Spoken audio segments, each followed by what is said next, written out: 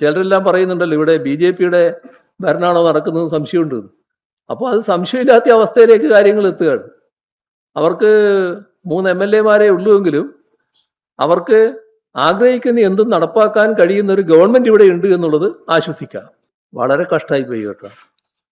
ഇതെല്ലാം പറഞ്ഞിട്ടും കർക്കിടക മാസമാണല്ലോ ഇത്, രാമായണം മുഴുവൻ വായിച്ചിട്ടും രാമനും സീതയും തമ്മിലുള്ള ബന്ധം എന്താണ് എന്ന് ചോദിക്കുന്നത് പോലെ ആയിപ്പോയി ഈ ചോദ്യം. ഇത്രയും സമയം ഞാനിത് എന്തിനാണ് പറഞ്ഞത് എന്നത് വല്ലാത്ത വിഷമത്തോടെ ഞാൻ ആലോചിക്കുക. അത്രയും മനസ്സിലാക്കാൻ കഴിയാതെ നിങ്ങൾ വരുന്നെന്ന് പറയുന്നത് നിർഭാഗ്യകരമായൊരു കാര്യമാണ്. ഇവിടെ ഞാൻ പറയട്ടെ ഞാൻ പറഞ്ഞു വരികയാണല്ലോ. നിങ്ങളുടെ ചോദ്യത്തിനുള്ള ആദ്യത്തെ കമന്റാണ് ഞാൻ പറഞ്ഞത്. ഞാൻ എന്താണ് ഇവിടെ പറഞ്ഞത്? ഇവിടെ നമ്മുടെ സംസ്ഥാനത്ത് UDF പ്രചരിപ്പിച്ചു വന്ന കാര്യം ഒരു തരത്തിലും ഇതിൽ നിന്ന് പുറകോട്ട് പോകാൻ കഴിയില്ല. കാരണം ഈ LDF-കാർ ഈ MOU ഒപ്പിട്ട് കഴിഞ്ഞു. MOU ഒപ്പിട്ടാൽ പിന്നെ അതിൽ നിന്ന് പുറകോട്ട് പിന്മാറാൻ പറ്റില്ല. എന്താ അബ്ദുൽ വഹാബിന്റെ ചോദ്യത്തിന് ഇപ്പോൾ കേന്ദ്രമന്ത്രി മറുപടി പറഞ്ഞത്? പിന്മാറാൻ എപ്പോഴും അവകാശമുണ്ട്. സ്കൂളുകൾ ലിസ്റ്റ് നൽകിയില്ലെങ്കിൽ ഈ പദ്ധതി നടപ്പാക്കാനാവില്ല. UDF ഇവിടെ എന്താ ആലോചിക്കുന്നത്? മോഡൽ സ്കൂളുകളുടെ ലിസ്റ്റ് നൽകാനാണ്. ഇവിടെ LDF ഒപ്പിട്ട MOU-യുടെ ഭാഗമായിട്ട് ഒരു ഘട്ടത്തിലും അതിൻ്റെ ഭാഗമായി സ്വീകരിക്കേണ്ട ഒരു നടപടിയും സ്വീകരിച്ചില്ല എന്ന് ആവർത്തിച്ച് ഞാൻ പറഞ്ഞു. ഒരു തവണയല്ല, ഞാൻ ഈ പത്രസമ്മേളനത്തിൽ നിരവധി തവണ അത് പറഞ്ഞു. അത് LDF-ന്റെ ആത്മാർത്ഥയാണ് വ്യക്തമാക്കുന്നത്. PM ശ്രീ പദ്ധതി നടപ്പാക്കാൻ ഞങ്ങളില്ല. PM ശ്രീ പദ്ധതി നടപ്പാക്കുന്നതിന് LDF സർക്കാർ സന്നദ്ധമായിരുന്നില്ല. ആ PM ശ്രീയുടെ ഭാഗമായിട്ട് ഏതെങ്കിലും തരത്തിലുള്ള കേരളത്തിലെ വിദ്യാഭ്യാസ രംഗത്തെ മാറ്റം ഉണ്ടാക്കണമെന്നും LDF ആഗ്രഹിച്ചിരുന്നില്ല. യഥാർത്ഥത്തിൽ MOU-യുടെ കാര്യം നേരത്തെ തന്നെ വ്യക്തമാക്കിയതാണ്. അത് PM ശ്രീ പദ്ധതി നടപ്പാക്കുന്ന ഭാഗമായിരുന്നില്ല. എന്നാൽ വിദ്യാഭ്യാസ മേഖലയിൽ ലഭിക്കേണ്ട ഇതുമായി യാതൊരു ബന്ധവുമില്ലാത്ത കാലാകാലമായി ലഭിച്ചുകൊണ്ടിരിക്കുന്ന ഫണ്ട് തടയുന്ന നില വന്നപ്പോൾ ആ രംഗത്തത് റിലീസ് ചെയ്ത് കിട്ടുന്നതിന് വേണ്ടിയാണ് MOU ഒപ്പിടുന്ന നില LDF സർക്കാർ സ്വീകരിച്ചിരുന്നത്. അത് പിന്നീട് എല്ലാ തരത്തിലും വ്യക്തമായി. LDF സർക്കാരിൻ്റെ കാലത്ത് PM ശ്രീ കേരളത്തിൽ നടപ്പാക്കിയിട്ടില്ല എന്നത്. UDF വന്ന ഉടനെ UDF ആ ഘട്ടത്തിൽ PM ശ്രീ പദ്ധതിക്കെതിരെ അതിശക്തമായ നിലപാടാണ് സ്വീകരിച്ചിരുന്നത്. അത് BJP-യും LDF-ഉം തമ്മിലുള്ള ഡീലിന്റെ ഭാഗമാണ് എന്ന് വരുത്താനാണ് അവർ ശ്രമിച്ചിരുന്നത്. വ്യാപകമായ പ്രചരണം അതിന്റെ ഭാഗമായി അഴിച്ചുവിടുകയും ചെയ്തു. കേരളം ജനവിധിയിലൂടെ UDF-ന്റെ കയ്യിലേക്ക് ഭരണം മാറുന്ന ദിവസം വരെ ഇതേ നിലപാട് തന്നെയാണ് അവർ സ്വീകരിച്ചിരുന്നത്. അത് PM ശ്രീ എന്നത് ശക്തമായി എതിർക്കുന്നു. കഠിനമായിട്ട് പരാമർശങ്ങൾ നടത്തിയവരുണ്ട്. അറബിക്കടലിലേക്ക് വലിച്ചെറിയുന്നൊക്കെ പറഞ്ഞവരുണ്ട്. ഞങ്ങൾ വന്നാൽ ഇത് LDF BJP ഡീലിന്റെ ഭാഗമാണ് എന്നെല്ലാം നിലപാടെടുത്തവർ ഗവൺമെന്റ് തങ്ങളുടെ കയ്യിലായതോടെ പഴയ നിലപാടുകളിൽ നിന്ന് തീർത്തും തകിടം മറിയുന്ന കാഴ്ചയാണ് കണ്ടത്. അത് മുഖ്യമന്ത്രിയും വിദ്യാഭ്യാസ മന്ത്രിയുമെല്ലാം പിന്നീട്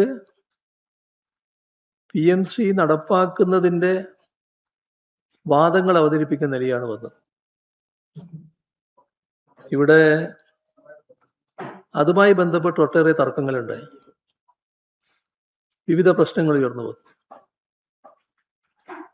എന്നാൽ UDFൻ്റെതായ ഔദ്യോഗിക നിലപാട് പുറത്തു വന്നിരുന്നില്ല. അതായത് UDF യോഗം ചേർന്ന്, UDFൻ്റെ ഉന്നതാധികാര സമിതി യോഗം ചേർന്ന് അവരുടെ നിലപാട് വ്യക്തമാക്കിയിരുന്നില്ല. ആ യോഗമാണ് കഴിഞ്ഞ ദിവസം നടന്നത്. അങ്ങനെ PMC പദ്ധതി നടപ്പാക്കുക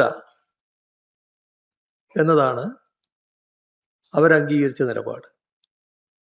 അപ്പോൾ PMC പദ്ധതി സംസ്ഥാനത്ത് നടപ്പാക്കുന്നുവെന്ന നയപരമായ തീരുമാനം UDF സമിതി തീരുമാനിച്ച കാര്യം പരസ്യമായി പ്രഖ്യാപിക്കുന്ന നിലയുമുണ്ടായി. അപ്പോൾ മുഖ്യമന്ത്രിക്ക് പുറമെ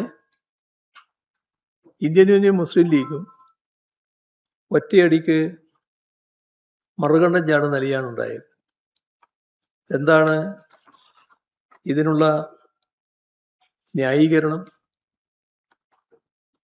മെയ് 4 മുൻപ് നമ്മുടെ സംസ്ഥാനത്തെ LDFും BJPയും തമ്മിലുള്ള ഡീലിൻ്റെ ഭാഗമാണ് PMC എന്ന് പറഞ്ഞവർക്ക് അതിനുശേഷം PMCയെ അംഗീകരിക്കുമ്പോൾ അതേത് ഡീലിൻ്റെ ഭാഗമാണ്? അവർക്ക് തന്നെ സ്വയം ചാർത്തി കിട്ടുന്ന വിശേഷണം എന്താണ്? ഇവിടെ ഒരുപാട് തെറ്റിദ്ധാരണകൾ പരത്താനായിരുന്നു നേരത്തെ ശ്രമങ്ങളുണ്ടായത്. അതിലൊന്ന്, LDF സർക്കാർ PMCയുടെ ഭാഗമായുള്ള ഫണ്ട് കൈപ്പറ്റി എന്നതായിരുന്നു ഉയർത്തിയ ഒരാരോപണം. അതോടൊപ്പം MOU ഒപ്പിട്ട് കഴിഞ്ഞിരിക്കുന്നു. MOU ഒപ്പിട്ടാൽ പിന്നെ ഈ പദ്ധതിയിൽ നിന്ന് പിന്മാറാനേ പറ്റില്ല. ഇതായിരുന്നു രണ്ടാമത് സമർത്ഥിക്കാൻ നോക്കിയ കാര്യം. ഇത്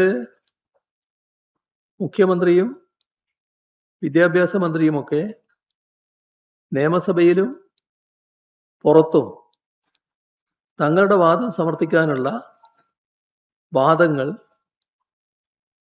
അവതരിപ്പിക്കുന്നതാണ് നമ്മൾ കണ്ടത്. പക്ഷേ എല്ലാവർക്കും അറിയാവുന്ന കാര്യമാണ്, പിന്നെ കൃത്യമായത് പുറത്തു വന്നു. LDF സർക്കാർ MOU ഒപ്പിട്ടു എന്നുള്ളത് ശരിയാണ്. ആ MOU നയപരമായ നിലപാടെടുത്തുകൊണ്ട് തന്നെ LDF സർക്കാർ മരവിപ്പിച്ചിരുന്നു.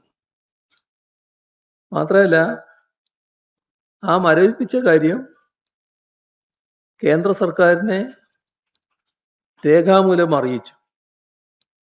മാത്രമല്ല, അന്നത്തെ പൊതുവിദ്യാഭ്യാസ മന്ത്രി നേരിട്ട് കേന്ദ്രത്തിൽ പോയി ബന്ധപ്പെട്ടവരെ കണ്ട് ഈ വിവരം അറിയിക്കുകയും ചെയ്തു. മാത്രമല്ല,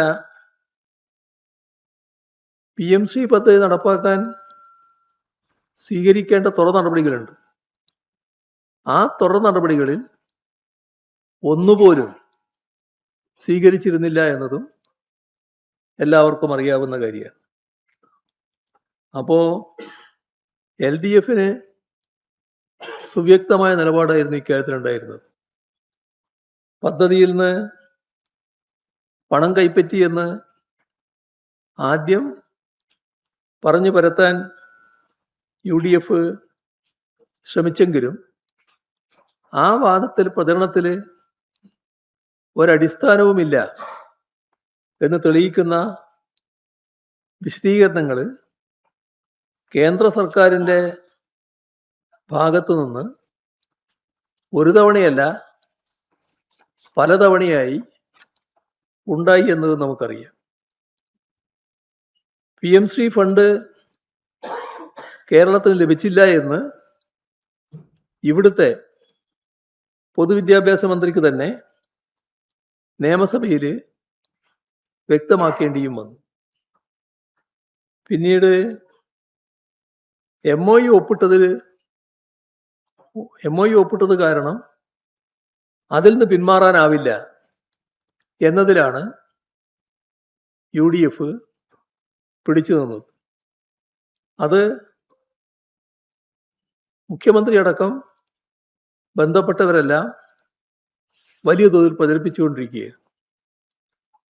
ഇപ്പോൾ ഈ കാര്യത്തിൽ യാതൊരു അവ്യക്തതയും ഇല്ല എന്നത് വ്യക്തമായി കഴിഞ്ഞു.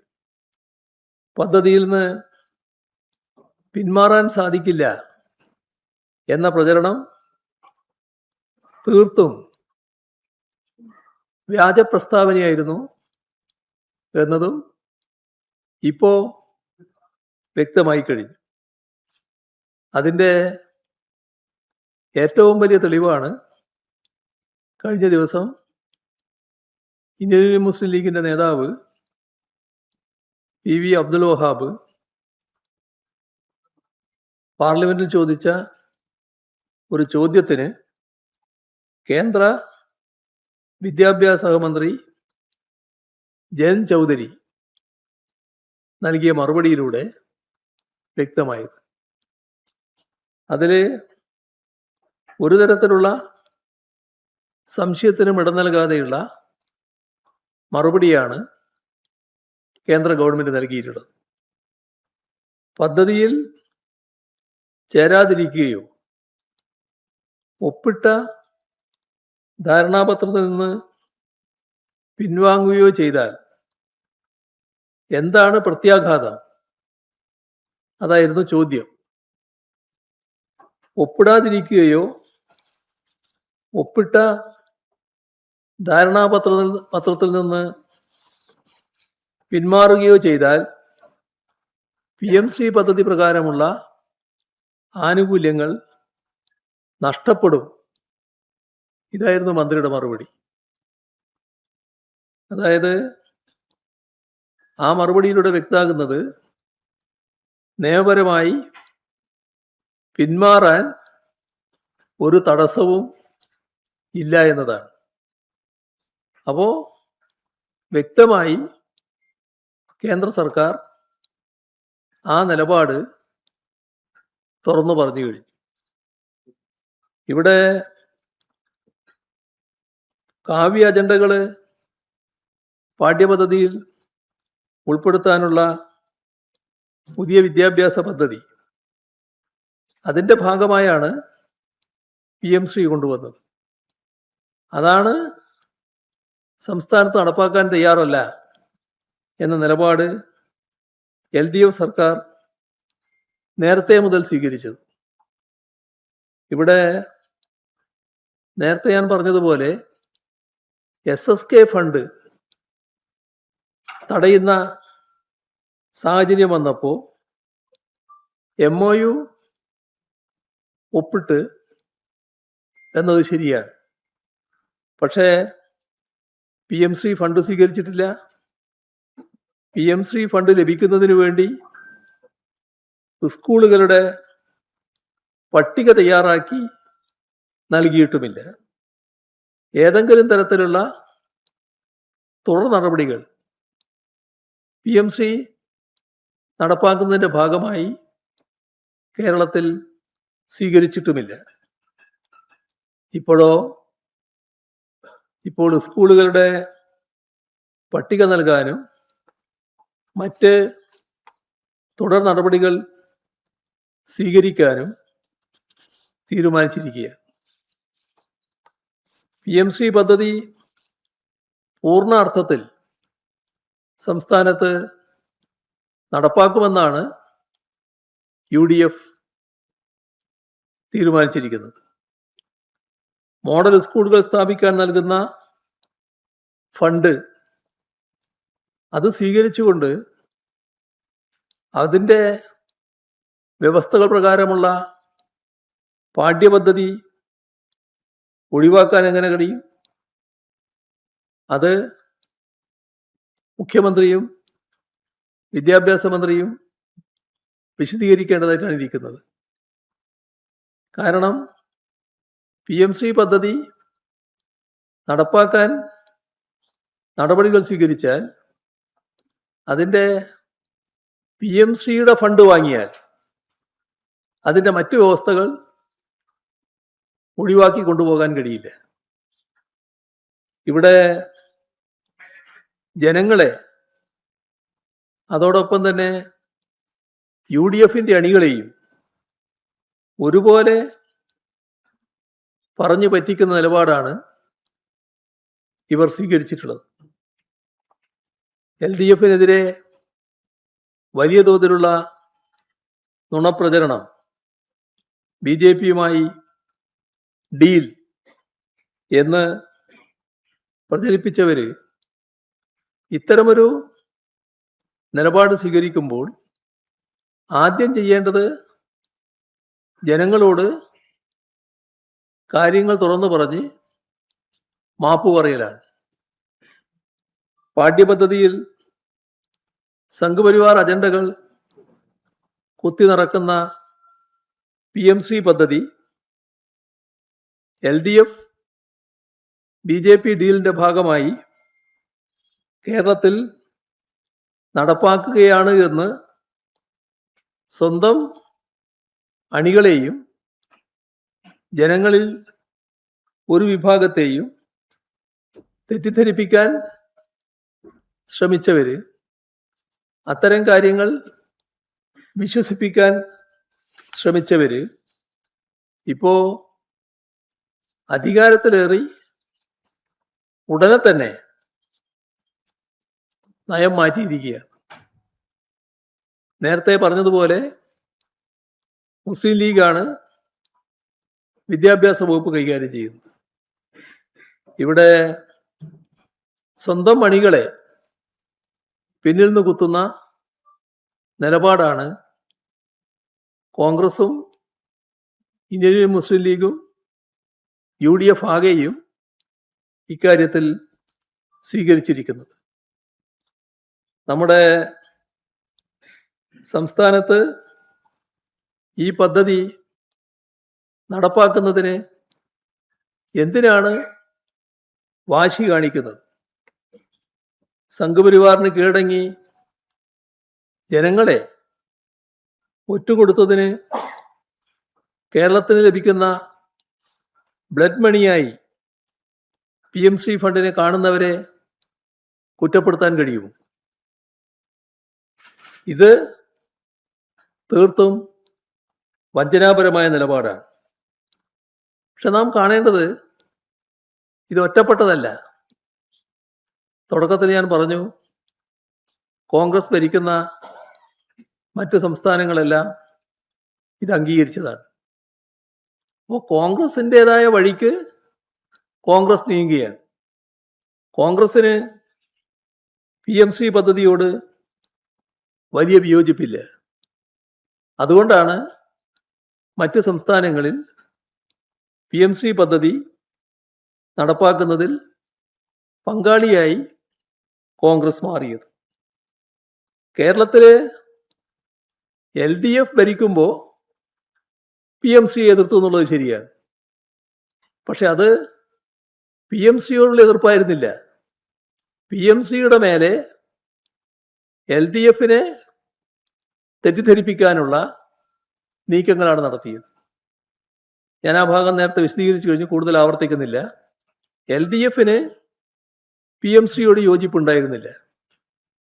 SSK ഫണ്ട് തടഞ്ഞതിൻ്റെ ഭാഗമായി ആ ഫണ്ട് റിലീസ് ചെയ്ത് കിട്ടാൻ ഉള്ള ഒപ്പിടലാണ് നടന്നത്, MOU ഒപ്പിടലാണ് നടന്നത്.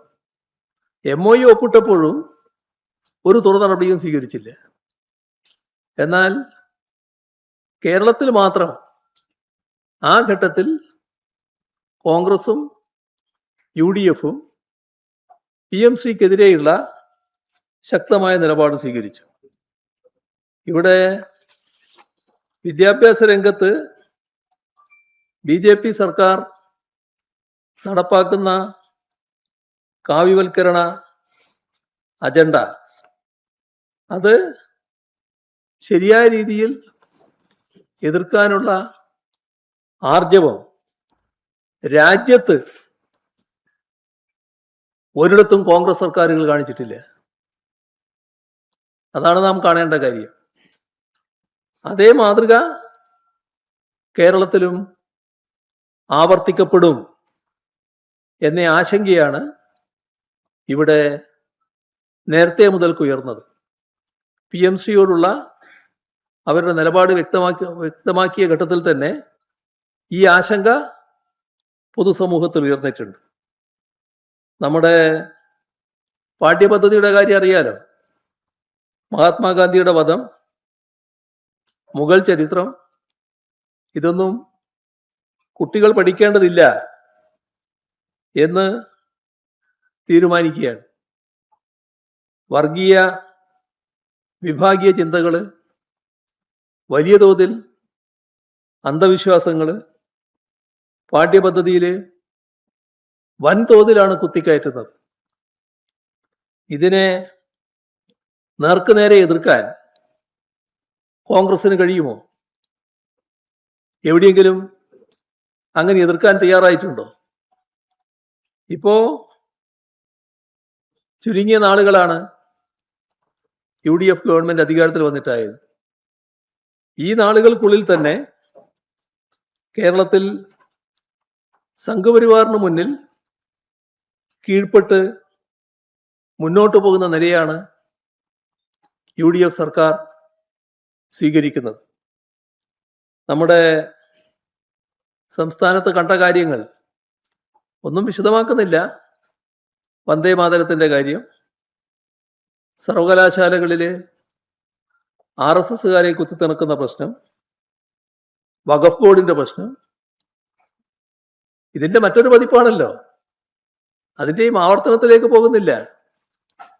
അമുസ്ലിങ്ങളെ വഖഫ് ബോർഡിൽ നിയമിച്ചോളാം എന്ന നിലപാടല്ലേ UDF സർക്കാർ സ്വീകരിച്ചിട്ടുള്ളത്.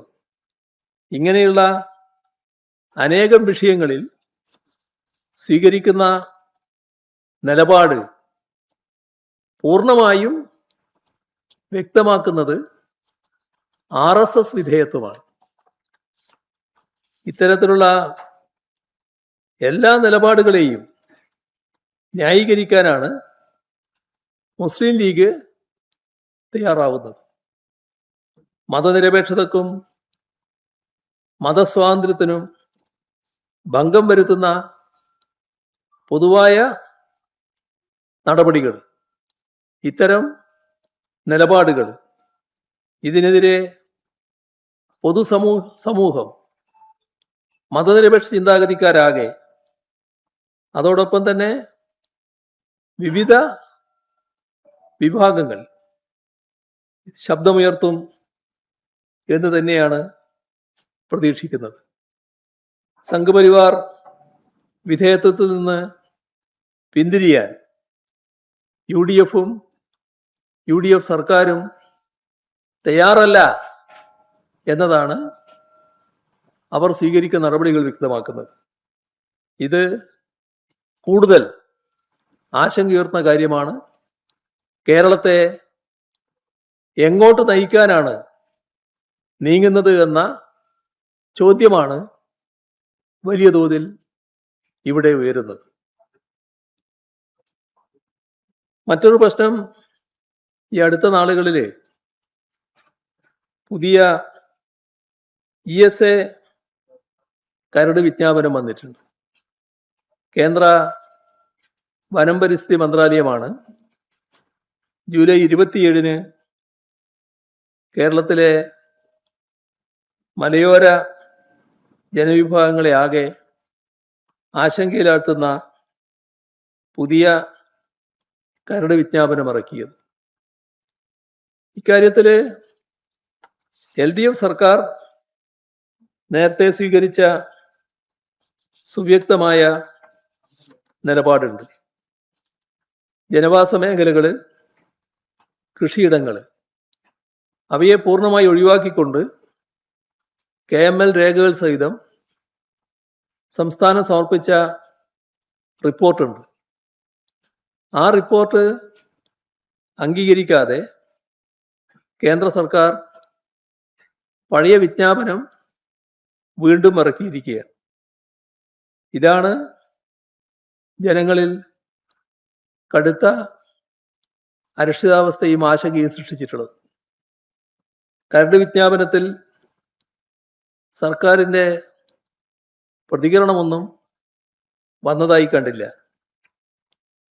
സർക്കാരിൻ്റെ മൗനം യഥാർത്ഥത്തിൽ ഇതുമായി ബന്ധപ്പെട്ട ജനങ്ങളെ ആകെ ഭയപ്പെടുത്തുന്ന ഒന്നാണ്. LDF സർക്കാർ സ്വീകരിച്ചൊരു നയമുണ്ട്. ഇതിൽ LDF UDF എന്ന വ്യത്യാസമുണ്ടാകേണ്ട കാര്യമില്ല. ഇത് നാടിൻ്റെ പൊതുവായ പ്രശ്നമാണ്.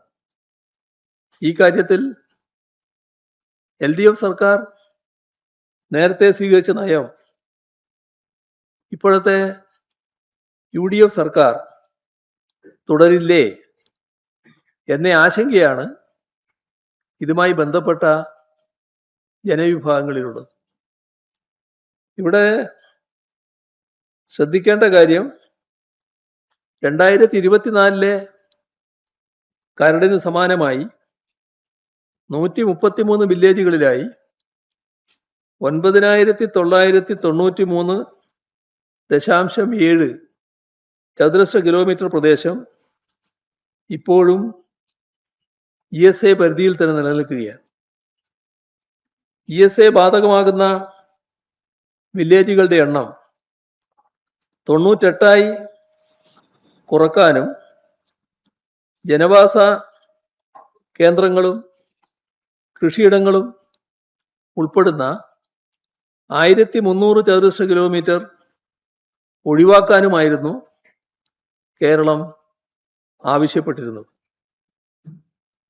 ഒരു പഴയ സംഭവം ഇവിടെ ഓർക്കുന്നത് നല്ലതാണ്. അത് ഗാഡ്ഗിൽ കമ്മിറ്റി റിപ്പോർട്ട് വന്ന ഘട്ടം.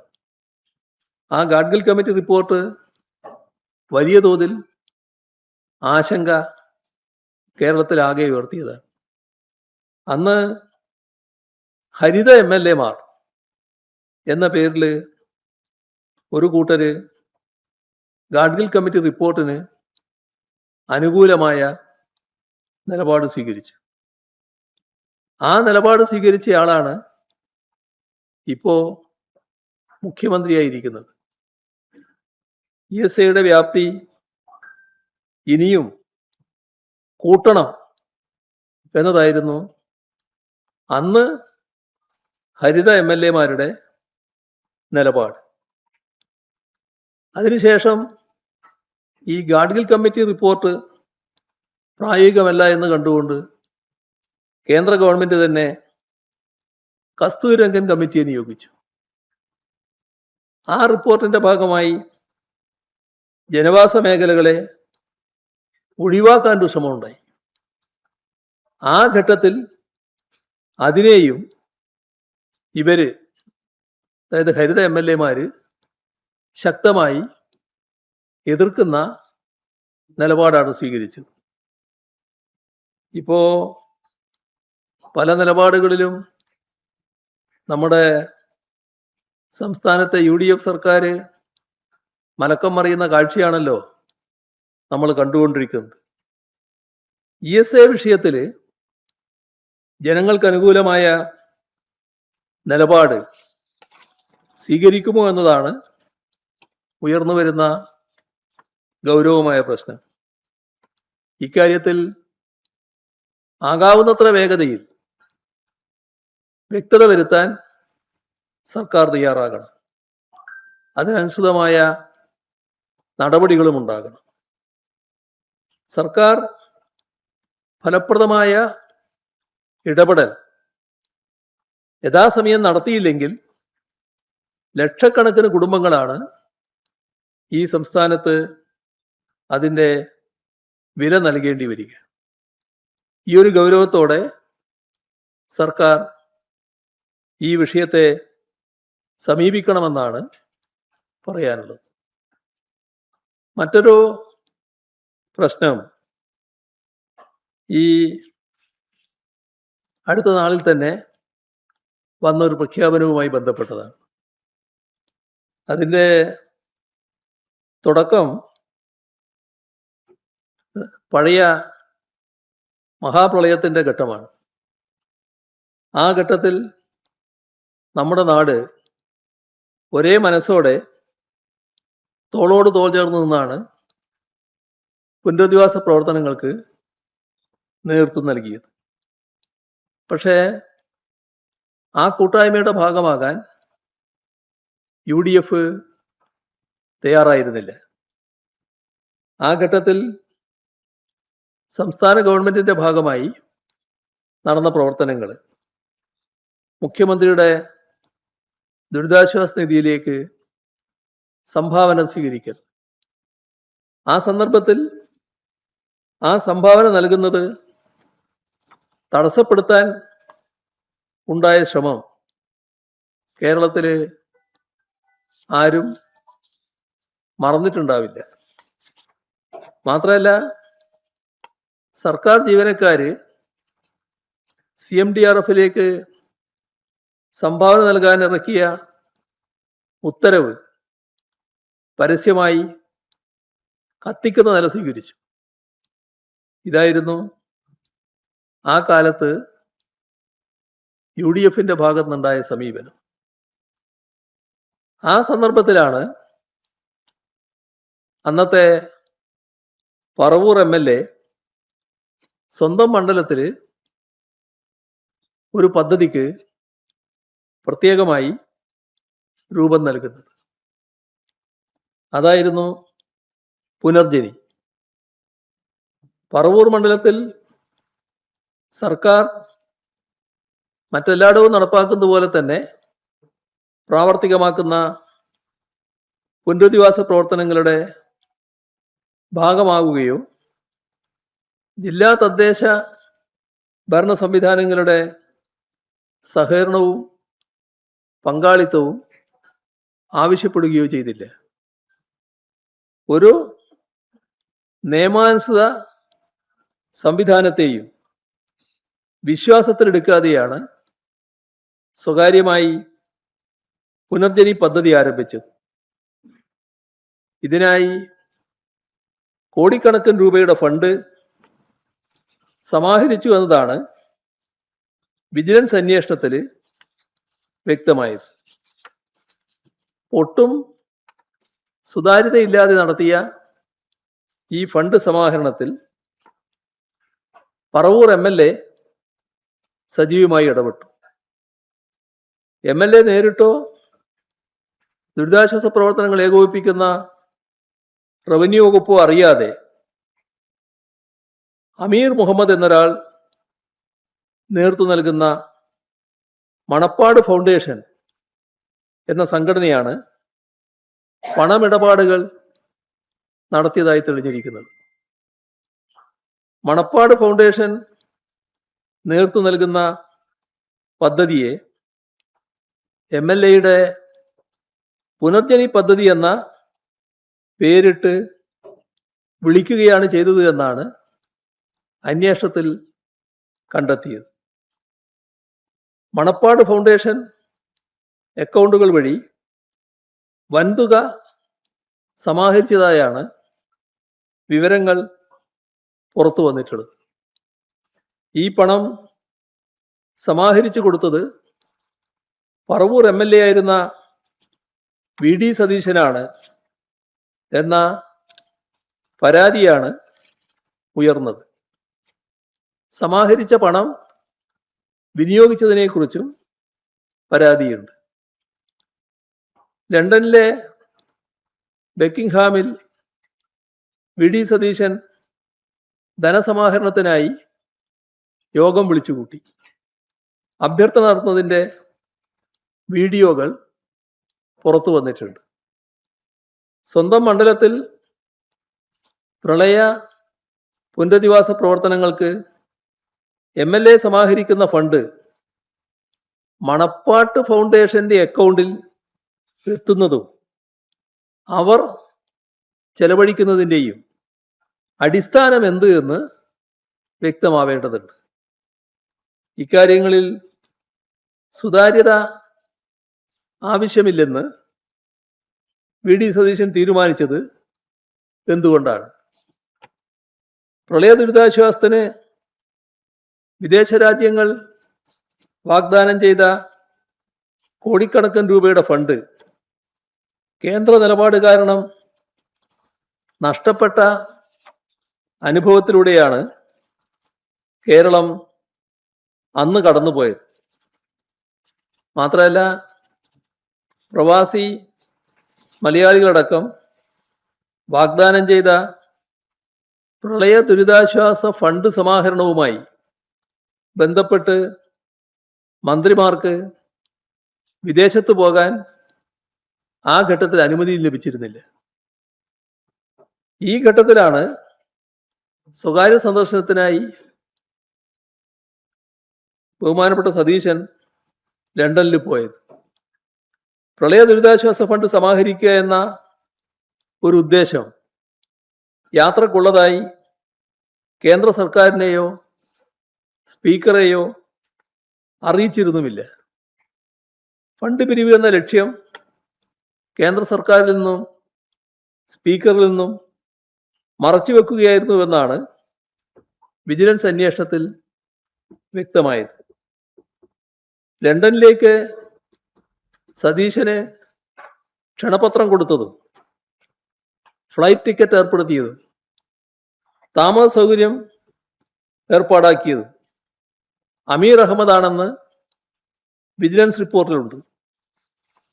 വിദേശത്ത് സ്വകാര്യ സന്ദർശനത്തിനിടയിൽ MLA പ്രളയത്തിൻ്റെ പേരിൽ ഫണ്ട് പിരിച്ചത് സംശയാസ്പദമായി തുടരുകയാണ്. ഇതെല്ലാം വസ്തുതാപരമാണെന്ന് വിജിലൻസ് പ്രാഥമിക അന്വേഷണത്തിൽ കണ്ടെത്തി. FCRA ലംഘനമുണ്ടെന്നും വിജിലൻസ് അഭിപ്രായപ്പെട്ടു. പ്രഥമദൃഷ്ട്യാ ഗുരുതരമായ ആരോപണങ്ങളും കുറ്റങ്ങളും നിലനിൽക്കുന്ന സാഹചര്യം ചൂണ്ടിക്കാട്ടിയാണ് കേന്ദ്ര ഏജൻസികളുടെ അന്വേഷണം ശുപാർശ ചെയ്തുകൊണ്ട് വിജിലൻസ് 2025 സർക്കാരിന് റിപ്പോർട്ട് നൽകിയത്. പക്ഷേ ഞങ്ങൾ രാഷ്ട്രീയ വൈരനിര്യാതനത്തിനൊന്നും തയ്യാറായിരുന്നില്ല. രാഷ്ട്രീയ ഉദ്ദേശമാണ് ഉണ്ടായിരുന്നെങ്കിൽ അന്ന് തന്നെ CBI അന്വേഷണത്തിന് ഉത്തരവിടാമായിരുന്നു. കൂടുതൽ കാര്യങ്ങൾ അന്വേഷിച്ച് വ്യക്തത വരുത്തി തീരുമാനമെടുക്കാം എന്ന നിലപാടാണ് ഞങ്ങൾ സ്വീകരിച്ചത്. ഇത് ഗുരുതരമായൊരു കേസാണ്. അങ്ങനെയുള്ളൊരു കേസ് നിസ്സാരമായി തേച്ചുമായ്ച്ച് കളയാനാണ് ഇപ്പോൾ തീരുമാനിച്ചിരിക്കുന്നത്. മുഖ്യമന്ത്രിക്കെതിരായ കേസ് അദ്ദേഹത്തിന് കീഴിലുള്ള ആഭ്യന്തരമന്ത്രി തന്നെ അവസാനിപ്പിച്ചിരിക്കുകയാണ്. കേസ് അവസാനിക്കുന്നതിന് മുൻപ് പരാതിക്കാരന് ഒരു നോട്ടീസെങ്കിലും കൊടുത്തോ? മന്ത്രിസഭ തീരുമാനമുണ്ടോ? എന്തടിസ്ഥാനത്തിലാണ് കേസ് അവസാനിപ്പിച്ചത്? മണപ്പാട്ട് ഫൗണ്ടേഷന് ഫണ്ട് സ്വരൂപിക്കലാണോ MLAയുടെ ഔദ്യോഗിക ചുമതല? എന്തുകൊണ്ട് സർക്കാർ തദ്ദേശ ഭരണ സംവിധാനങ്ങൾക്ക് അസ്പൃശ്യത കൽപ്പിച്ചു? സുതാര്യമല്ലാതെ ഫണ്ട് കൈകാര്യം ചെയ്ത് ഗൗരവമല്ലേ? നിയമപരമായും ധാർമ്മികമായും ഇത് വിശദീകരിക്കാനുള്ള ബാധ്യതയില്ലേ? കേസ് പിൻവലിക്കുന്നതിന് മുന്നിൽ മുഖ്യമന്ത്രിയുടെ താൽപ്പര്യം വ്യക്തമാണല്ലോ. ആഭ്യന്തരമന്ത്രിയാണ് കേസ് പിൻവലിക്കുന്നതുമായി മാധ്യമങ്ങളെ കണ്ടത്. ഒരു കാര്യമേ പറയാനുള്ളൂ, അടിയന്തരമായി ഈ തീരുമാനം പുനഃപരിശോധിക്കണം. നീതിന്യായ സംവിധാനങ്ങളുടെ പരിഗണനക്കാണ് ഇത്തരം കാര്യങ്ങൾ വിടേണ്ടത്. അവരാണ് കുറ്റാരോപിതരെ കുറ്റവിമുക്തമാക്കേണ്ടത്. മുഖ്യമന്ത്രിയും ആഭ്യന്തരമന്ത്രിയും വ്യക്തിപരമായി തീരുമാനിക്കേണ്ട ഒന്നല്ല ഇത്. കേസ് അവസാനിപ്പിക്കാനുള്ള തീരുമാനം പിൻവലിച്ച് നിഷ്പക്ഷമായ അന്വേഷണം നടത്തുകയാണ് വേണ്ടത്. ഇത്രയാണ് ആമുഖമായി പറയാനുള്ളത്.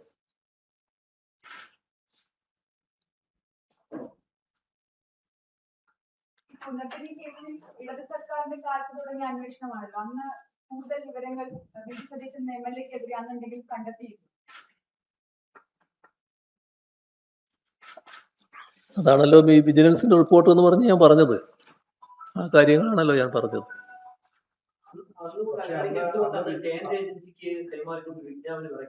അല്ല, കൂടുതൽ വിവരങ്ങൾ ശേഖരിക്കാനാണ് ഞങ്ങൾ പറഞ്ഞത്. ഒരു ധൃതി അതിൽ കാണിക്കേണ്ടതില്ല എന്ന് ഞങ്ങൾ വെച്ചു. എന്താണ് കൂടുതൽ വിവരങ്ങൾ എന്നത് അന്വേഷിച്ച് കണ്ടെത്തണമെന്ന് പറഞ്ഞു. അതാണ് ഉണ്ടായത്. വിജിലൻസിന്റെ പരിശോധനയിലാണല്ലോ അതുണ്ടായിരുന്നത്. അതിന്റെ ഭാഗമായിട്ടാണല്ലോ ആ റിപ്പോർട്ട് വന്നത്. ആ റിപ്പോർട്ട് വന്നപ്പോൾ കൂടുതൽ പരിശോധിക്കാൻ വേണ്ടി പറഞ്ഞു. അതാണ് ഉണ്ടായത്. ആദ്യം ഒരു CBI അന്വേഷണ ശുപാർശ വന്നു, പിന്നീട് അതിനകത്ത് ലീഗൽ ഒപ്പീനിയൻ തേടിയോ, പിന്നീട് ആ CBI അന്വേഷണം ആവശ്യം ഇല്ലാതെ അതിനകത്ത് ഫർദർ ആക്ഷൻ ഉണ്ടായിരുന്നു. അല്ല, വിജിലൻസിന്റെ റിപ്പോർട്ടിന്റെ ഭാഗമായിട്ടാണല്ലോ ഗവൺമെന്റ് ഒരു നിലപാടെടുക്കുന്നത്. ഞങ്ങളായിട്ട് പ്രത്യേക നിലപാടെടുക്കുന്നില്ലല്ലോ. ഇങ്ങനെ ഒരു റിപ്പോർട്ട് വന്നപ്പോൾ കൂടുതൽ വിവരങ്ങൾ ശേഖരിക്കുക എന്നതാണ് ഞങ്ങൾ നിലപാടെടുത്തത്. വിദേശത്തേക്ക് പോയതും ക്രമക്കേടുണ്ട്, അതുപോലെ അവിടുന്ന് ഫണ്ട് തിരിച്ചതും ക്രമക്കേടുണ്ട് എന്നുള്ളതാണ്. ഈ ഫണ്ട് കേരളത്തിൽ വന്നതിന് ശേഷം എന്തെങ്കിലും ക്രമക്കേട് കാണിച്ചതായി കണ്ടെത്തിയിട്ടുണ്ട്? അല്ല, ഈ കാര്യത്തിൽ എങ്ങനെയൊക്കെയാണ് ഈ പണം ഉപയോഗിച്ചത്, ഏതു തരത്തിലാണ് ഈ പണം ഈ മണപ്പാട്ടുകാരുടെ കയ്യിലെത്തുന്നത്, അത്തരം കാര്യങ്ങളിലൊക്കെ ചില പ്രശ്നങ്ങളുണ്ടല്ലോ. അതാണല്ലോ അന്വേഷിച്ച് വ്യക്തത വരുത്തേണ്ടത്. ആ വ്യക്തത ഉണ്ടാവണം. 5 വർഷമെടുത്ത് അന്വേഷിച്ചിട്ട് ഒന്നും കണ്ടെത്താത്ത ഒരു കേസിൽ ഇപ്പോൾ അവസാനിപ്പിക്കുന്നതിനെ എങ്ങനെയാണ് നമുക്ക് എതിർക്കാൻ കഴിയുക? അന്വേഷണം അവസാനിപ്പിക്കേണ്ട രീതിയെ കുറിച്ചാണ് ഞാൻ പറഞ്ഞത്. അന്വേഷണം അവസാനിപ്പിക്കേണ്ടത് മുഖ്യമന്ത്രിയെ കുറിച്ചുള്ള ഒരു പരാതിയാകുമ്പോൾ മുഖ്യമന്ത്രിയുടെ കീഴിലുള്ള ആഭ്യന്തരമന്ത്രി ഒരു ദിവസം മാധ്യമങ്ങളുടെ മുന്നിൽ വന്ന് ഇതിലൊന്നുമില്ല എന്ന് കണ്ടിരിക്കുന്നു എന്ന് പറഞ്ഞ് അവസാനിപ്പിക്കുകയല്ല വേണ്ടത്. ഗൗരവമായിട്ടുള്ള പ്രശ്നങ്ങൾ അതിനകത്തുണ്ട്. ആ പ്രശ്നങ്ങളുമായി ബന്ധപ്പെട്ടുള്ള ഗൗരവമായ പരിശോധന നടക്കേണ്ടതായിട്ടുണ്ട്. ആ പരിശോധനയുടെ ഭാഗമായി ഉള്ള തീരുമാനമായിരിക്കണം ഉണ്ടാകേണ്ടത്. അതല്ല ഇവിടെ ഉണ്ടായിട്ടുള്ളത്. അതാണ് ഞാൻ പറഞ്ഞത്. ആഭ്യന്തരമന്ത്രി പറഞ്ഞ കാര്യം അത് മാധ്യമങ്ങളെ കൂടുതൽ വിശദാംശത്തിന് വേണ്ടി അയച്ചിരുന്നു. ആ സംബന്ധിച്ച് വിജിലൻസ് ഡയറക്ടർ വീണ്ടും റിപ്പോർട്ട് നൽകി. അതിൽ ഏതെങ്കിലും തരത്തിൽ ഈ ഫണ്ട് വിനിയോഗം വി.ഡി. സതീശൻ ഇടപെട്ടതായി ഇപ്പോൾ ഇപ്പോഴത്തെ ഡയറക്ടർ റിപ്പോർട്ട് നൽകിയിരിക്കുന്നു. അതുകൊണ്ട് തുടർ നടപടികൾ അവസാനിപ്പിക്കുമെന്നാണ് അദ്ദേഹം വാർത്താസമ്മേളനത്തിൽ അറിയിച്ചത്. അതാണ് ഞാൻ പറഞ്ഞത്. മുഖ്യമന്ത്രിക്കെതിരെയുള്ള ഒരു പരാതി ആ രീതിയിൽ അവസാനിപ്പിക്കുന്നത് ഔചിത്യപൂർണമായിട്ടുള്ളൊരു കാര്യമല്ല. അതുമായി ബന്ധപ്പെട്ടുള്ള മറ്റു പരിശോധനകൾ നടക്കുക തന്നെ വേണം. ഈ പറയുന്ന തരത്തിലുള്ള എന്തെങ്കിലും ബന്ധം അതിലുണ്ടോ അത് നോക്കണം. അന്ന് മുഖ്യമന്ത്രി ആയിരിക്കുമ്പോൾ നടത്തിയ വിജിലൻസ് അന്വേഷണത്തിൽ ക്രമക്കേടുകൾ ഉണ്ടായിരുന്നതായി റിപ്പോർട്ട് ഉണ്ടായിരുന്നു എന്ന് പറഞ്ഞിട്ടുണ്ട്. ആ റിപ്പോർട്ടിന്റെ അടിസ്ഥാനത്തിൽ CPM രാഷ്ട്രീയപരമായി കൂടി ഇതിന് കേസിന് പോകും. കോടതിയെ സമീപിക്കാനോ അല്ലെങ്കിൽ പരാതിക്കാരന് കൂടുതൽ സപ്പോർട്ട് കൊടുക്കാനോ ഒക്കെ നീങ്ങാനുള്ള സാധ്യതകളുണ്ട്. അല്ല, അന്നത്തെ കാര്യം ഇപ്പൊ ചെയ്യാൻ കഴിയില്ലല്ലോ. അന്ന് കാര്യങ്ങൾ വന്നപ്പോൾ ഞങ്ങളതിൽ കൂടുതൽ വിവരങ്ങൾ ശേഖരിക്കണം എന്നാണ് പറഞ്ഞത്. അവിടെയല്ലേ നിൽക്കാൻ പറ്റും.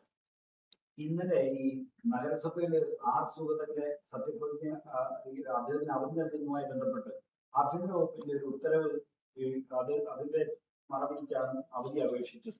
അവധി നൽകിയത് മാത്രമല്ല, തദ്ദേശ വകുപ്പിന്റെ ശുപാർശ അനുസരിച്ചാണ് ആഭ്യന്തര വകുപ്പ് ഈ ഉത്തരവ് ഇറക്കി കൊടുക്കുകയും ചെയ്തത്. പക്ഷേ ഇപ്പോൾ ആഭ്യന്തരമന്ത്രി അറിയിക്കാറുണ്ട്. പക്ഷെ എന്നാൽ ഇത് സുഗതന് നഗരസഭയിൽ നിന്ന് അവധി നൽകാനുള്ള കാപ്പാട്ടിസിനകത്തായ ഒരാൾക്ക് അവധി നൽകാനുള്ള ഒരു ഉപാധിയായിട്ട് ഇത് മാറി. അത് കാര്യത്തിൽ പ്രതിപക്ഷം ശ്രദ്ധിച്ചാണ്.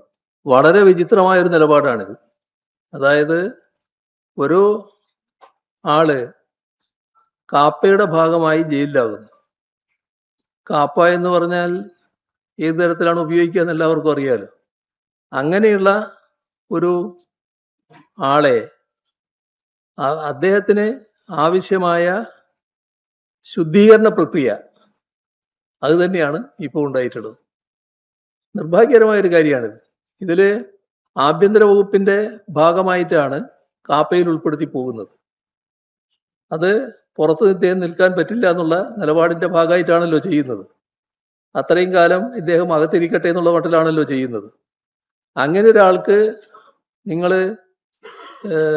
ഇങ്ങനെയൊക്കെ നടപടികൾ സ്വീകരിച്ചാൽ നിങ്ങൾക്ക് സംരക്ഷണം കിട്ടും എന്ന് അങ്ങോട്ട് അറിയിക്കുകയാണ്, ഉപദേശ രൂപേണ അറിയിക്കുകയാണ്.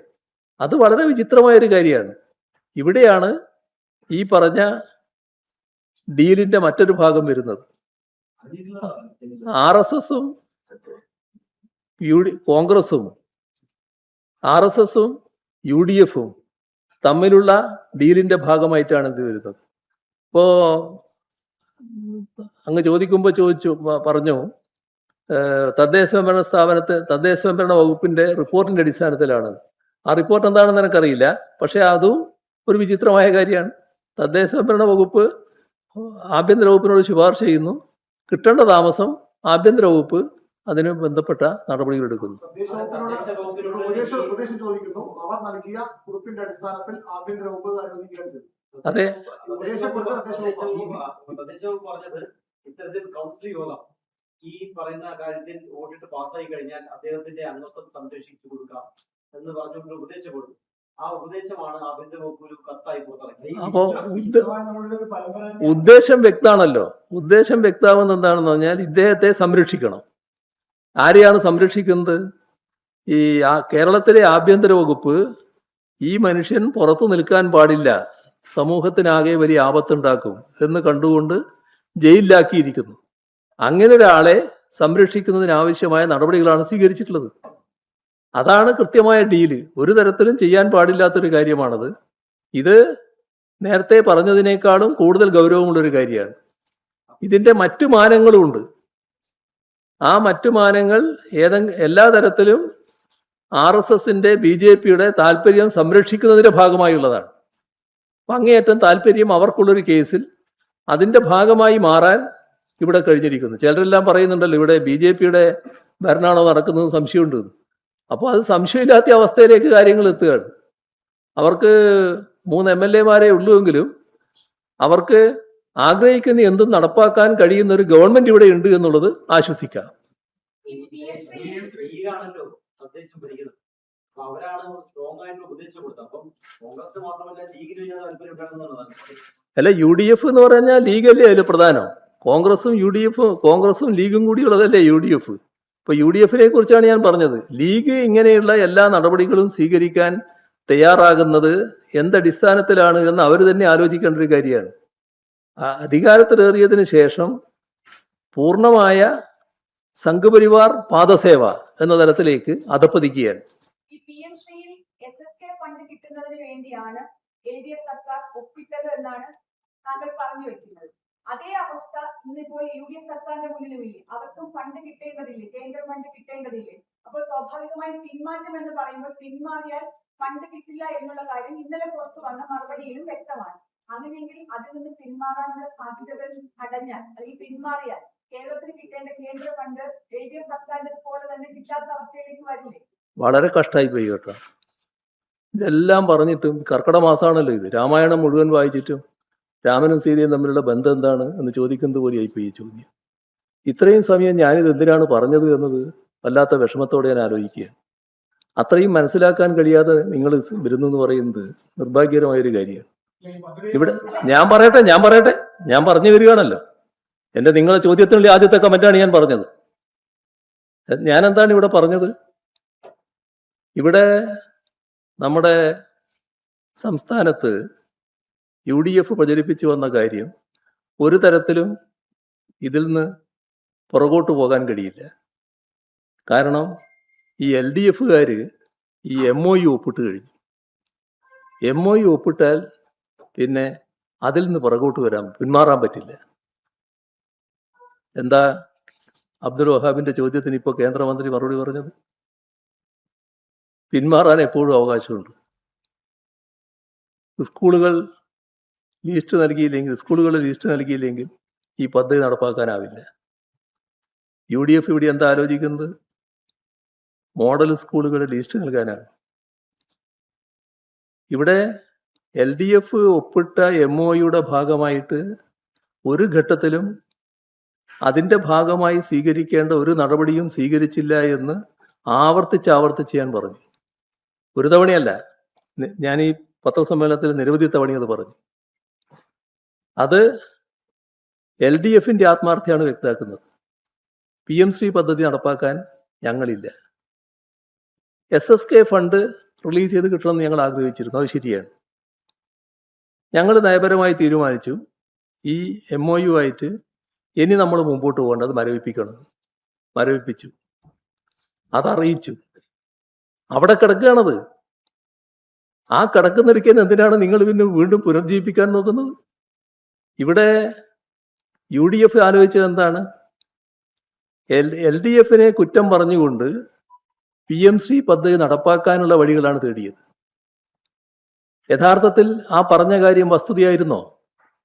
വസ്തുതയല്ലാന്ന് ഇപ്പൊ വ്യക്തമായല്ലോ. അപ്പൊ LDFന്റെ മേക്കിട്ടുകൊണ്ട് LDFനെ കുറ്റം ചാരിക്കൊണ്ട് PMC പദ്ധതി നടപ്പാക്കുക എന്ന് പറയുമ്പോൾ അതിന്റെ അർത്ഥം എന്താ? പുത്തൻ വിദ്യാഭ്യാസ നയം നടപ്പാക്കുക എന്നുള്ളതാണ്. കാവ്യവൽക്കരണം നടപ്പാക്കുക എന്നുള്ളതാണ്. ആ നയം എങ്ങനെയാണ് അതേവരെ സ്വീകരിച്ച നിലപാടിൽ നിന്ന് വ്യത്യസ്തമായി സ്വീകരിക്കാൻ പറ്റുന്നത്? അപ്പോ UDF പറയേണ്ടിയിരുന്നത് എന്താണ്? ഇവര് തെറ്റ് ചെയ്തു. അതേവരെ പറഞ്ഞ അങ്ങനെയാണല്ലോ LDFകാർ ഇവരുമായിട്ട് ഡീലാണ്, BJP ആയിട്ട് ഡീലാണ്. ഞങ്ങളതിനില്ല, ഞങ്ങൾ PMC നടപ്പാക്കാനേ ഇല്ല എന്ന ധീരമായ നിലപാടെടുക്കണ്ടേ? അതാണോ എടുത്തത്? ഇതിന്റെ മറവിൽ PMC പദ്ധതി നടപ്പാക്കാനല്ലേ പുറപ്പെട്ടത്? അവിടെയാണ് കേന്ദ്ര ഗവൺമെന്റ് ഇപ്പോ ആവർത്തിച്ച് വ്യക്തമാക്കിയ കാര്യം നമ്മൾ കാണേണ്ടത്. ഇതിൽ നിന്ന് പിന്മാറാൻ ഒരു തടസ്സവും ഇല്ല. പിന്മാറുന്നു എന്ന് പറഞ്ഞാൽ പിന്മാറിയതാണ്. തുടർ നടപടി സ്വീകരിച്ചില്ലെങ്കിൽ ഫണ്ട് നൽകില്ല. ഫണ്ട് നൽകലാണ് PMC പദ്ധതിയുടെ ഭാഗമായി സ്വീകരിക്കുന്ന നടപടി. അപ്പൊ PMC പദ്ധതി നടപ്പാക്കുന്നതിനാണ് ഇവിടെ പ്രശ്നം. SSK ഫണ്ട് വാങ്ങുന്നതിലൊരു പ്രശ്നമില്ല. അതെല്ലാ കാലവും വാങ്ങുന്നതാണ്. അതിന്റെ ഭാഗമായിട്ടൊരു പ്രശ്നം നമ്മൾ ഇവിടെ ആരും ഉന്നയിച്ചിട്ടില്ല. PMC പുത്തൻ വിദ്യാഭ്യാസ നയം നടപ്പാക്കുന്ന അജണ്ടയാണ്. അതിനോട് യോജിക്കാൻ കഴിയില്ല എന്ന നിലപാടാണ് ഞങ്ങൾ സ്വീകരിച്ചത്. അങ്ങനെ സാഹചര്യത്തിൽ അങ്ങയുടെ തന്നെ അഡീഷണൽ പ്രൈവറ്റ് സെക്രട്ടറിയായിരുന്ന ഡോക്ടർ രതീഷ് കാളയാണെന്ന ഒരു ലേഖനത്തിൽ പറഞ്ഞിരുന്നു ഈ PMCയുടെ MOU പദ്ധതി ഒപ്പിട്ട് കഴിഞ്ഞാൽ പിന്നീട് തിരിച്ചു പോകില്ല എന്നാണ് അദ്ദേഹം പറഞ്ഞത്. ആ ലേഖനത്തെ താങ്കൾ തള്ളുകയാണോ? രതീഷ് കാളിയാടൻ കേന്ദ്ര വിദ്യാഭ്യാസ മന്ത്രിയായോ? എന്താണ് നിങ്ങൾ വീണടിക്കുന്ന ഇങ്ങനെ വീണ്ടാൽ എന്താ ചെയ്യുക? കാര്യങ്ങളൊന്ന് കാണും, ശരിക്ക് കാര്യങ്ങൾ മനസ്സിലാക്കാൻ തയ്യാറാകുക. അന്നത്തെ വിദ്യാഭ്യാസ മന്ത്രി വി ശിവൻകുട്ടിയും ദേശാഭിമാനിയിൽ ലേഖനം എഴുതി ഈ PMC എന്ന പദ്ധതി നമ്മുടെ വിദ്യാർത്ഥികളുടെ അവകാശമാണ്, അത് ഒപ്പിട്ടില്ലെങ്കിൽ അവകാശമാണ് ഞങ്ങൾ നിഷേധിക്കുന്നത് എന്നൊക്കെ പറഞ്ഞുകൊണ്ട് PMC എന്ന പദ്ധതിയെ കുറിച്ച് ഞങ്ങളുടെ നിലപാട് വ്യക്തമാക്കിയല്ലോ. ഇപ്പൊ ശിവൻകുട്ടി എല്ലാ ദിവസവും അതിനെപ്പറ്റി വ്യക്തമാക്കിക്കൊണ്ടിരിക്കുന്നുണ്ടല്ലോ. ഇത് നടപ്പാക്കുന്നില്ല എന്നാണല്ലോ ഞങ്ങൾ സ്വീകരിച്ച നിലപാട്. ആ നിലപാട് തുറന്നു വരികയല്ലേ. എന്തിന്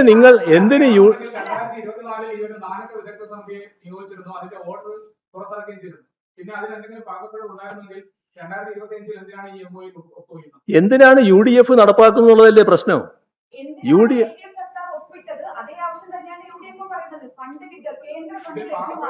കേന്ദ്ര ഫണ്ടിന്റെ ഭാഗമായിട്ടുള്ള കാര്യമല്ല, PMC ഫണ്ടിന്റെ ഭാഗമാണ്.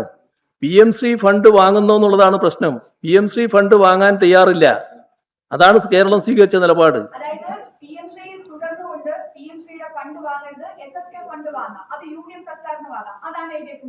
അല്ല, നിങ്ങളെ വ്യാഖ്യാനാണത്. ഞാൻ PMC ഫണ്ട് സ്വീകരിക്കുന്നല്ല പറഞ്ഞത്, PMCയിൽ തുടർന്നല്ല പറഞ്ഞത്. PMCയുടെ ഭാഗമാകാൻ ഞങ്ങളില്ല എന്ന് തന്നെയാണ് പറഞ്ഞത്. അത് നിങ്ങൾക്ക് മനസ്സിലാകുന്നില്ല എന്നുള്ളതാണ് നേരത്തെ ഞാൻ പറഞ്ഞത്. ആ മനസ്സിലാകായ്മ തുടരുകയാണ്. ബാക്കി പിന്നെ എടുക്കാം നമുക്ക്. PMCയിൽ ഒപ്പിട്ടാലും അല്ലെങ്കിൽ അത് ആ പദ്ധതി നടപ്പാക്കിയാലും കേന്ദ്ര പാഠ്യപദ്ധതി കേരളത്തിൽ നടപ്പാക്കില്ല. അപ്പൊ അങ്ങനെ ഒരു സാഹചര്യം വരികയാണെങ്കിൽ ഈ PMC പദ്ധതി കേന്ദ്ര പാഠ്യപദ്ധതി കേരളത്തിൽ നടപ്പാക്കാതെ ആ ഫണ്ടും അതിന്റെ അടിസ്ഥാന സൗകര്യ വികസനവുമായി ബന്ധപ്പെട്ടുള്ള ആ പദ്ധതിയുമായി മുന്നോട്ട് പോകുന്നത് ഒരു നല്ല തീരുമാനമായി കണ്ടുകൂടെ? 2024 ഈ വിദഗ്ധ സമിതിയെ, അതായത് വിദ്യാഭ്യാസ പ്രിൻസിപ്പൽ സെക്രട്ടറിയുടെ കീഴിൽ 4 വിദഗ്ധ സമിതിയെ നിയോഗിച്ചു. അന്ന് എന്തെങ്കിലും പാകപ്പിഴകൾ കണ്ടെത്തിയിരുന്നെങ്കിൽ 2025 ഒപ്പുവെക്കുന്നതിൽ നിന്ന് പിന്മാറിയിരുന്നാൽ പോയിരുന്നു. ഞങ്ങൾക്ക് അഭിമാനപൂർവ്വം പറയാൻ കഴിയല്ലോ, ഈ രാജ്യത്ത് കേന്ദ്ര ഗവൺമെന്റ് നടപ്പാക്കിയ പുത്തൻ വിദ്യാഭ്യാസ നയത്തിൽ നിന്ന് വ്യത്യസ്തമായി ശരിയായ രീതിയിലുള്ള നിലപാട് സ്വീകരിച്ച് നമ്മുടെ പാഠപുസ്തകങ്ങൾ തയ്യാറാക്കിയ ഏക സംസ്ഥാനം കേരളമാണ്. അത് ഞങ്ങൾക്ക് മാത്രമേ അവകാശപ്പെടാൻ പറ്റൂ. നിങ്ങളിപ്പോ വല്ലാതെ സംരക്ഷിക്കാൻ നോക്കുന്ന UDFന് നേതൃത്വം കൊടുക്കുന്ന കോൺഗ്രസ് ഇല്ലേ, കോൺഗ്രസ് ഭരിക്കുന്ന സംസ്ഥാനങ്ങളിലൊന്ന് പോയി നോക്ക് ഏത് പാഠപുസ്തകമാണെന്ന്. അപ്പൊ ആ അജണ്ടയുടെ ഭാഗമാണ് ഇവിടെ നടക്കുന്നത്. അത് മറക്കരുത്. അതേ കാണാൻ അനിൽകുമാറിന്റെ സസ്പെൻഷന്റെ കാര്യത്തിൽ ചില കാര്യങ്ങൾ പറയുന്നില്ല എന്നത് പറയാറായോ? ഇല്ല, പറയാറായിട്ടില്ല. KSRTCയുടെ പ്രതിസന്ധി ദിനംപ്രതി രൂക്ഷമാകുകയാണ്. കഴിഞ്ഞ ഒരാഴ്ചയ്ക്കുള്ളിൽ മാത്രം 6000-ലധികം സർവീസുകൾ റദ്ദാക്കേണ്ടി വന്നു. വലിയ സാമ്പത്തിക പ്രതിസന്ധിയാണ് KSRTCയിൽ നിലനിൽക്കുന്നത്. അത് ആ പ്രശ്നമൊക്കെ ഗവൺമെന്റ് പരിഹരിച്ചോളും. ഗവൺമെന്റ് നോക്കിക്കോളൂ കാര്യങ്ങൾ. അപ്പൊ നമുക്ക് ഒരു ചോദ്യം കൂടെ. ഇപ്പൊ കേരളമാകെ പരീക്ഷാ ക്രമക്കേടാണല്ലോ വലിയ ചർച്ചയാണ്. ഇപ്പൊ നീറ്റ് പരീക്ഷാ ക്രമക്കേടിന് വലിയ സമരമൊക്കെ നടക്കും. കേരളത്തിൽ സമീപകാലത്ത് ഒരു വലിയ പരീക്ഷാ ക്രമക്കേട് വാർത്ത പുറത്തു വന്നിട്ടുണ്ട്. PSCയിലെ ഒരു മൂല്യനിർണ്ണയത്തിൽ വലിയ അട്ടിമറി നടക്കുകയും ഒരാൾക്ക് അങ്ങനെ 1ാം റാങ്ക് കൊടുക്കുകയും ചെയ്തു. പ്രതിപക്ഷം അക്കാര്യത്തിൽ ഒരു പ്രതികരണം ഇതുവരെ നടത്തിയത് കണ്ടില്ല. അല്ല, അതിൽ PSC തന്നെ ഫലപ്രദമായ നടപടികൾ സ്വീകരിച്ചിട്ടുണ്ട്. അതിന്റെ ഭാഗമായിട്ടുള്ള നടപടികളുടെ ഭാഗമായി അവർ അന്വേഷണം നടത്തി അതിന്റെ തുടർ നടപടികളും അവർ സ്വീകരിച്ചുകൊണ്ടിരിക്കുകയാണ്. അതിൽ യാതൊരു ആശങ്കക്കും അടിസ്ഥാനമില്ല. അത് വേറൊരു അജണ്ടയാണ്.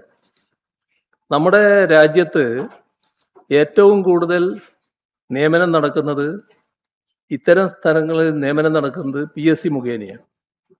ആ PSCയുടെ കാര്യക്ഷമത അത് തകർക്കാനാകുമോ എന്നൊരു നോട്ടം നേരത്തെ തന്നെ ചിലർക്കുണ്ടായിരുന്നു. അതിലൂടെ ലക്ഷ്യമിടുന്നത് എന്താണെന്നുള്ളതാണ് നോക്കേണ്ടത്. നിയമനം ഇതേപോലെ നടക്കേണ്ടതില്ല. നിയമനത്തിന് തടസ്സങ്ങൾ വരണം. അതിന് PSCയെ ദുർബലപ്പെടുത്തണം എന്നൊരു തോന്നലുണ്ടോ? ആ അജണ്ടയുടെ ഭാഗമാണോ? അത് കൂടുതൽ വ്യക്തത വരേണ്ടതായിട്ടുണ്ട്. ഈ നയം അതിനുള്ളതാണ് നമ്മൾ കാണണം. ബാക്കി പിന്നെ പറയാം. ബാക്കി പിന്നെ പറയാം.